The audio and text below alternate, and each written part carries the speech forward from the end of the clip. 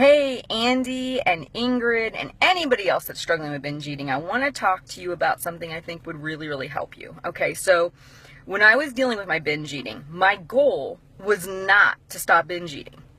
I know it's crazy, right? My goal was not to stop binge eating. My goal was to reduce the frequency and duration of my binge eating. There's a big difference because where I am now is where I dreamed of being. And there was a lot of binge eating occurring between point A and point B. I had to really work on decreasing how often I was binge eating and the duration of which those binges were lasting if I was going to actually lose weight and move into a healthier place. So that was goal number one. I kind of assessed what typically happened after my binge and how long that went on, and that became my focal point.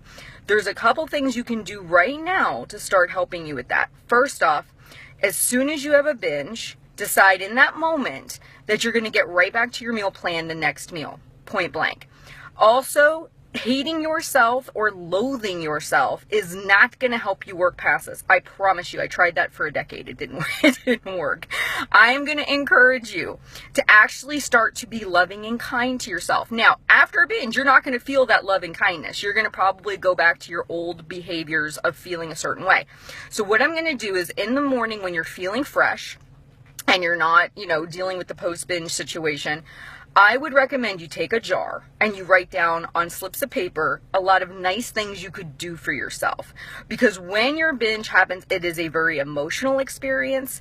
It leaves you feeling very devastated. It feels you maybe feeling a little bit weak. And in that moment, you don't need someone telling you how much you suck and how much you should hate yourself. That is not going to help you. What is going to help you is doing something loving and kind for yourself. Imagine somebody you loved or cared about had just gone through a really tragic experience, or even a self-inflicted tragic experience. You're going to be very compassionate, loving, and trying to encourage them to feel better. So in that jar, anything that would be good for you, would be healthy for you, would be loving and compassionate for you. Maybe it's something like taking a warm bath. Maybe it's going to take a nap. Maybe it's you taking yourself to go see your favorite movie that's going to make you laugh, right? Something that's going to make you feel better. Now, you'll be saying, Heather, how could that possibly help me with my binge eating? Let's be honest here. How, over the course of the time that you've been binge eating, how often have you been nice to yourself? I'm going to say probably big goose egg, right? There's probably been 0 times that's happened. So if you know you binge eat and you are angry and mean to yourself and you continue to repeat this cycle, right? What is it going to hurt if we change that? What's it going to hurt if we start to move in a different direction? You got to remember, your binge eating is a cycle. It's like a circle. You do X, Y occurs, Z happens. We repeat the cycle over and over and over again, okay? And if you want that cycle to stop, somewhere in that circle, you have to put a stop and change direction. That's how the cycle stops. So if you always binge, you're always mean to yourself, you're always hateful, and then you end up repeating that cycle, wouldn't it stand to reason that if we take out one of the aspects of what you currently do and replace it with a different aspect, we will eventually get a different result? It's very simplistic. It's not easy, but it's very simplistic. If we start changing variables in this equation, the equation begins to change. The outcome becomes different.